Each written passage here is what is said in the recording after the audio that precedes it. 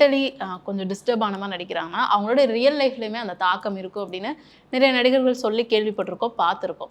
But மேடை நாடகம் வர்றப்போ நீங்கள் என்ன மாதிரிலாம் அந்த மாதிரி நீங்களும் நடிக்கிறது உண்டா? மேடை நாடகங்களில் ஒரு சேலஞ்சான கேரக்டர் எடுத்து. அதாவது பெரிய விஷயமே கிடையாது. நாங்கள் வந்து உலகத்தில் இருக்கிற மிகச்சிறந்த தியேட்டர் எக்ஸ்பர்ட்ஸ் கிட்ட நாங்கள் ட்ரெயினாக இருக்கனால அவங்க எங்களுக்கு வச்ச சுருக்கு கொஞ்சம் நெஞ்சம் கிடையாது.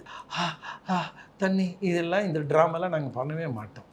குருடனை நினைக்கிறோம். நாங்கள் வந்து குருடனாகவே வந்து ஒரு நாள் போகிற தெருக்கில் நாங்கள் சுற்றுறது ஒரு ஒர்க் ஷாப்பாக வைப்பாங்க. ஓ, அது வந்து ரியல் லைஃப்பில் நீங்கள் பண்ணலாம். ஆமாம், ரியல் லைஃப்பில் நாங்கள் வந்து குருடனை சுற்றிங்க. நாங்கள் வீட்டுக்கு போனாலும் சரி, பஸ்ஸில் போனாலும், வீட்டில் பொண்டாட்டி எங்களை பைத்தியம் அப்படின்னு சொல்லி எது திட்டினாலும் நாங்கள் வந்து பார்க்கக்கூடாது.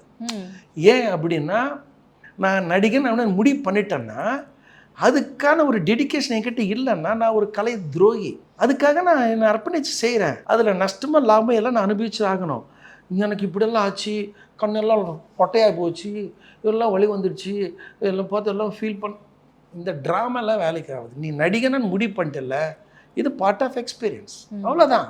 அதுக்கு சிம்பத்தி அதில் க்ரியேட் பண்ணக்கூடாது. இப்போ நடிக்கிறவங்கெல்லாம் நாங்கள் அது பண்ணோம் அப்படின்னு சொல்லிட்டு பத்திரிக்கை மூலமாக இந்த மீடியா மூலமாக பயங்கரமாக பேசும்போது எனக்கு காமெடியாக இருக்கும். ஓ, நீ டெடிக்கேஷன் ஆக்டர் நீங்கள் முடிவு பண்ணிட்டீங்கன்னா அது ஒரு சவாலை செய்யணும், தவிர சிம்பத்தியாக செய்யக்கூடாது. அதெல்லாம் டம்மி பீஸ், அதெல்லாம் நிற்க முடியாது.